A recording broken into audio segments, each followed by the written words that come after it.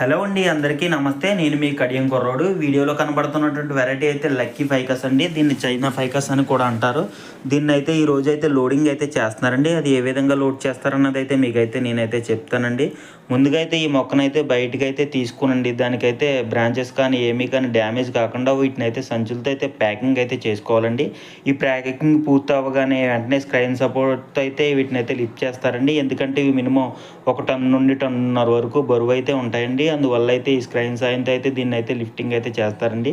Lift చేసి వీడియోలో ఏ విధంగా అయితే కనబడుతుందో ఆ విధంగా అయితే దానికైతే ఎటువంటి డ్యామేజ్ కూడా కలగకుండా అయితే లారీ మీదకైతే వీడియోలో కనబడుతున్నట్టు విధంగా అయితే తీసుకుని వెళ్తారండి.